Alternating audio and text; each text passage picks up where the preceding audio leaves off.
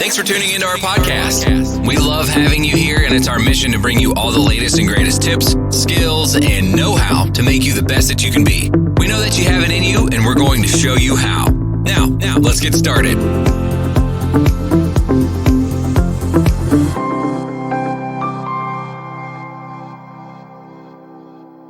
Now, looking for a disruptive mindset conversations that is literally going to blow your mind. Now, transforming your mindset from where you had to where we need to be. Now, we're talking about disruptive mindset conversations. And this is where it begins. Like we're from Omobola Stephen. I'm your host, Omobola Stephen. Welcome to the show. On today's show, I have Ken Stearns, who's a writer, podcast creator, host, and a change expert. Now, Ken Stearns, you focus on overcoming life and finding our way as human. Welcome to the show with me, Ken Stearns. Omobola, thank you so much for having me on the show. I love it. Thank you so much for joining me. I would like us to talk about much more about personal development and self-improvement. Now we have your topics, focusing on overcoming life and finding our way as humans, as I shared earlier. Now, I would like us to begin with the telltale signs that it's time for a person's next move. Can you share any personal experience to buttress this? Yeah, well, I think this is a fun one, especially people in corporate. Sometimes you get out of school and you get in your first role, and your second role happens maybe kind of quick. And there becomes a time when you are in a role that, is kind of your subject matter expertise, right? You're in that, you're maybe 5 years in, or you might be a little bit longer in, but it's around that mark that you kind of settle into a space, usually I say a lot of people. And then you become more of a subject matter expert, and you become a little bit, now your path becomes more narrow. Now the money might get better because you become more of an expert. You become good at this particular task. And if it's valuable to the organization, then they want to keep you. So they'll keep you happy with the trappings of that role because they need that role done. And now you're not just narrowing your career from a career standpoint, but you're now also niching yourself into that one particular company and that system. And you could become an expert, and you could become a popular person. If you're doing something interesting, you become trapped in a way. And it doesn't look like a trap. It doesn't smell like a trap. It feels good. It feels like adulation. It feels like you're doing a good job. You get high reviews. You get good checks. You get decent bonus. But in the end, you are narrowing your options. And so, and then when that change comes, that is extremely painful change you don't control. So, this is change. It's an outcome change because it's an external force. Something happens and the change comes, and it's not planned. And the problem is now you are a very freakish person. You're good at this software on this job, on this company with this process. And it's just a small example, but there's so many roles where you can end up in a very narrow space, in a small box. So I would implore people to not, when you feel the walls closing in on your career, what are your options? Unless that's a very specific niche you love and you're going to get extremely well paid, and that's a long career that you can see uninterrupted, then I would be careful, because you do get pigeonholed. And so I would argue, don't wait for change to happen to you. Constantly be making those changes in your own expertise, your own experience. Pick up another role, ask to change departments, move around. You're young. If you're under 40, you're young, and you should be moving around and changing roles. Don't let change happen to you. Make change happen. Be in control of your change.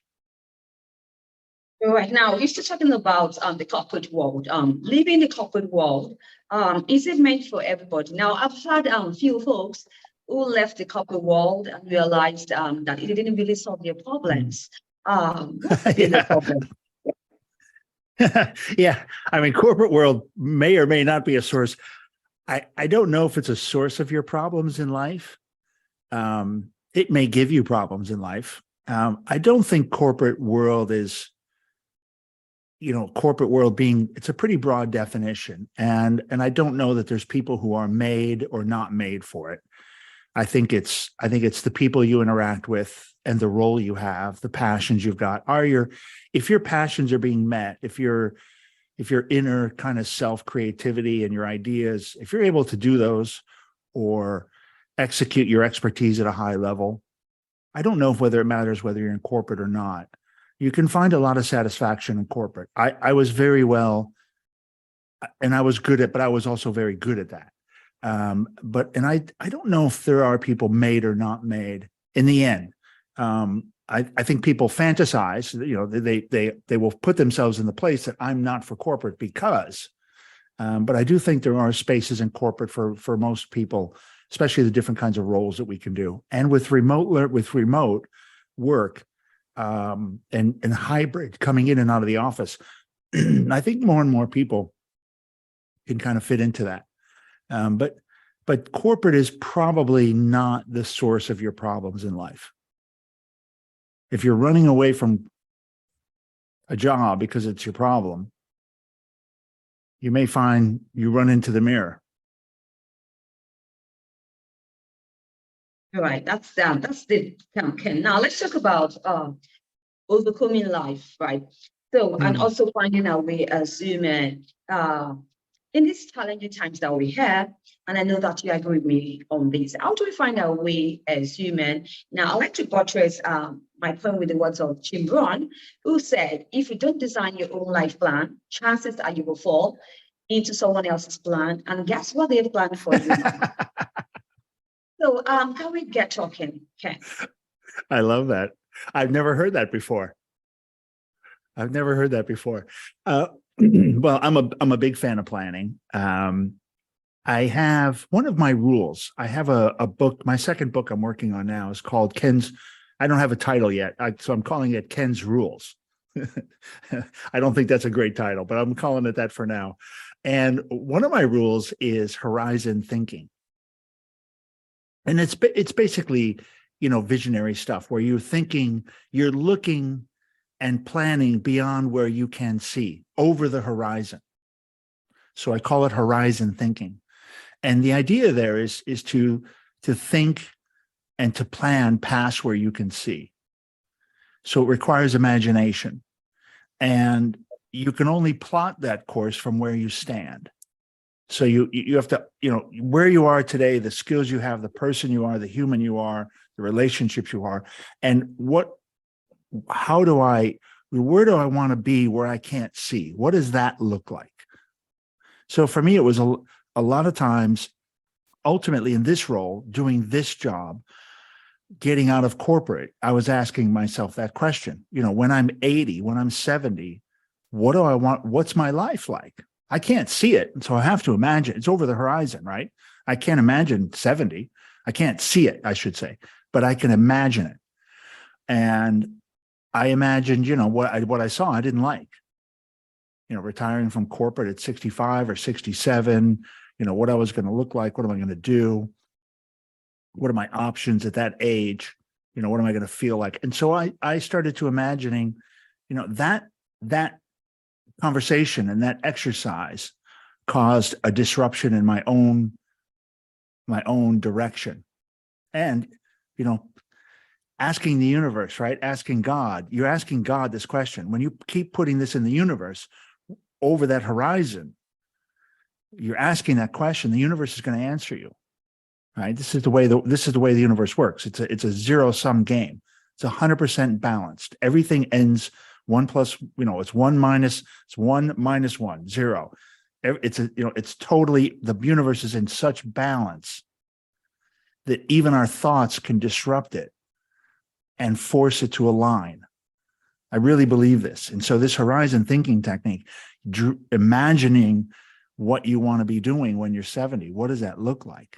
That will come in some way, shape, or form, will actually happen because you'll start to do intentional things to get you there in the final outcome. So I'm a big fan of planning, and I think the goals the tactics to get to where you want to go, those little things you do to achieve the goals are important to recognize. You don't want to lose sight of the day-to-day stuff. But also the big thinking is one of my favorite techniques. All right. Now, also talking about finding a way as human. Excuse me, Ken, are we just going to find our way in life? Don't you think that we need to find our way to the right source? Now, I'd like us to talk about spiritual direction and also the moral life. I'm sorry, say that question again. I kind of missed the question. Yes. Now talking about finding our way in life, right? Do you think we need to find our way to the right, or don't you think we need to begin to find our way right now to the source? Now we talk about the spiritual direction and also the moral life. Yeah, it's an interesting journey for me. I was raised Catholic. I was an altar boy. And ultimately, I don't go to church. I didn't go to church for a very long time. But I was spiritual, and I became more spiritual, less about man's religion, less about man's rules, and much more focused on God's law, if you will. The law of right and wrong, just generally, like the very easy one to follow. I didn't want to get too complicated. And so I wrote my book. My book is called Dear God. So I wrote this book called Dear God. And in it, the topics I cover are kind of interesting because they're more human. I wasn't asking, they're letters to God. So I write these letters to God, and they're more, it's around your thinking about yesterday's, tomorrow's, today's. It's about acceptance, forgiveness, compassion, which we talked a little bit about earlier. And then I get into love, karma, service, which really, you get into those three, you start to really line up with God. And the last one is the book of you, which is God, and that's faith, hope, and prayer. And those are so the way the book's organized, it's kind of your book of self, my yesterdays, my todays, my tomorrows. And then between you and I, Omobola, we're going to have acceptance, forgiveness, and compassion for each other. And when we get into the community, the humanity, it's really love, karma, and service are the tools you've got to bring to the table. And then what God opens up for people is that faith, hope, and the ability to pray, to talk to somebody, and to have that conversation. And so, yeah, I think even my own spirituality has changed quite a bit. And this journey, it's funny. I don't remember writing the questions.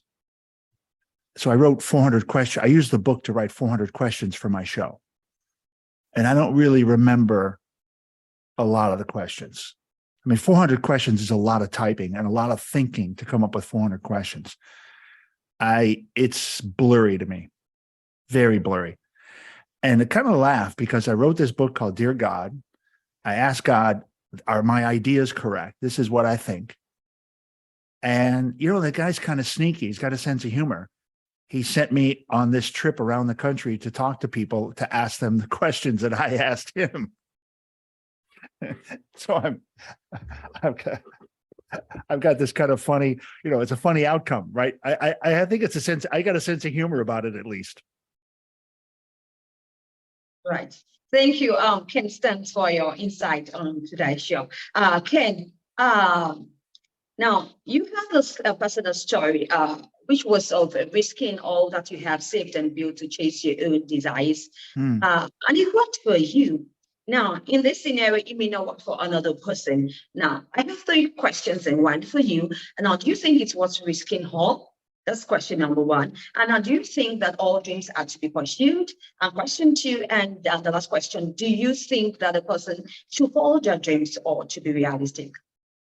Okay, I got the first one. Is it worth it? And I missed the second one. That's right. Is it worth risking all? Now, Yeah. Do you think that all the dreams need to be pursued? And the third one is, should the person follow their dreams or get to be realistic? Well, you should follow your dream. You don't have to give it all up, though. I think there are I think you can take steps. You don't have to just jump off the end of the bridge. And if you do jump off the end of the bridge like me, it should be well planned. I was very well planned out, very intentional. I took a few years to do it. It was definitely not, it was evolutionary. I didn't know exactly what I wanted to do. And I knew what I'm doing now may not be what I'm supposed to be doing. I'm in the discovery process. People were asking me, what's next? You're going to do this tour. Then what? I said, I don't know. I have no idea. I don't have a house. I got a van. I don't have a house. I don't have an apartment. All my belongings are in storage. I don't know what's next, but I'm okay with that because I've signed on for this journey of learning and development and I'd say hopefully maybe not self-improvement, but definitely changing myself. And so if people are listening and you want to risk it all, or you're thinking about it, I would encourage you 100% to do it. Don't die in the corporate job. Don't die a little bit every day if it's killing you. And if you have a plan, work the plan. Can you do it part-time? Can you ease out? How do you generate some revenue, or what's your plan to survive?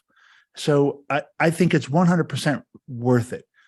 If you have an opportunity to go out and do what you love and what you feel your calling is in life, or that it may lead to that place, then I think it's 100% worth the risk. I can go back to corporate tomorrow, Omobola. I can go back tomorrow if I have to, right? I mean, it would be painful. That would be extreme defeat. Like I would for sure have lost the game, but I would do it tomorrow if I could come back and it would help me do this for another 6 months, right? I would sacrifice that. So there's no, somebody asked me, one of the questions was, well, what if you fail? And I thought, I don't even know what that is. What is fail? I said, the only way I fail is if I stop. Like if I give up, and maybe that's failure, maybe that's not, but wow, what a great question. But it so dumbfounded me because I had no idea what is failure? Hard for me to even define it. Thank you once again, Ken. Would you like to share me any projects that you have in the pipeline? Yeah, I'm working. So I'm currently, it's a great question, Omobola. Thank you for that one, because it's really interesting. The journey so far has led me to realize the level of mental health challenges in America. So many people are going through mental health. Let's say some people it's a crisis. Some people they're having a really difficult time. Now, it may not be a crisis, but could develop into one. But I was surprised at the number of guests that have overcome real challenges. And I'm putting together a foundation, a nonprofit, to help address some of those things around, mostly I think it's going to be around education and helping educate, giving people the tools like I had, giving people the tools to kind of have good self-talk and to lead themselves and their families in a positive way, and avoid those slips and falls down in life down towards a mental health crisis. You're for sure going to struggle at times, but there are ways to help keep you out of becoming, clinical and becoming where you need to see a doctor, or take medication. So I think I want to work on that. And I'm working on my second book, The Ken's Rules, more of a corporate, more business focused than the Dear God book. So that's what I'm doing. I'm going to finish my tour. I got about 6 months left. I got a great book I'm cooking on, and I got this project to build this nonprofit to help people out. And that's it. That's about it. Awesome. That's all I got. We'll be on the lookout, and wish you best of luck in the project. Ken? So, yeah, sorry, say again? I said we'll be on the lookout, and I wish you best of luck in all the projects that you have. Yeah. All right. Ken, do you have any parting word you'd like to share with my audience? I would just share some of the things that my guests share with me, and I think they've been like, it's a beautiful triad. for me right now. And it's a common theme. So it's kind of a common theme, and I like to steal it now. And the first one is that you're good enough, just like you are. Now self-improvement is a different angle on this. This is really just talking about your baseline self-worth, right? As a person, you're good enough like you are. You are a good person, and you're human. And it's finding what other value you can bring in life and how you can improve yourself from where you are. That's an endeavor that never ends for humans, right? We've got to constantly be improving. The other one is this too shall end. And I like to say a little twist on that, which is the good things will end and the bad times will end. Respect both and give them their space, and know it's part of the struggle either way. Even the upward struggle is a struggle. And the last one is you're not alone. Anybody going through any struggles, going through a work struggle, you're on that self-improvement roadmap and it's a struggle, you're not alone. There are so many people going through the same exact thing at this moment. And you're probably all in a dark tunnel walking next to each other. I would encourage you, just reach out your hands, try to find someone else's hand to hold on this journey. Omobola is here, a self-improvement person, I'm sure a great coach and someone to talk to and get guidance. Find those hands to hold on your journey through this life. Thank you very much, Ken Stearns, for that motivation. Like to share your social media handles and your website. Yeah, I think the great, I've got a whole bunch of social media stuff, but the easiest place to find out a lot about me and what I'm doing and the JAR is at the JAR website, www.thejar.live. It's real simple, just thejar.live. And you go there and you got YouTube in there, LinkedIn, you got the web, the podcast, my book's there. You can follow the travel show, blah, blah, blah, everything there. Awesome. Thank you once again, Ken Stearns. We really had an incredible time listening to your insight on today's show, talking about overcoming life and finding our way as humans. Really been a wonderful time having you on the show. I wish you the best of luck once again in all the projects that you embark upon. Omobola, thank you so much for having me. All right. Now, if you'd like to catch up with any of these episodes of the show, you can do so on any podcast cross-promotion platforms or any podcast distribution platforms you bump into online. And do have a great time listening to the show. Perhaps you'd like to be a guest on Omobola Stephen, sharing disruptive mindset conversations on any topics or subjects on the personal development and self-improvement. Now, we're looking forward to have you guests on the show. We can be the change that the world is waiting for. Yeah. Now, I'll be looking forward to your mail. Till I come your way, I need you to be a good person. Bye for now.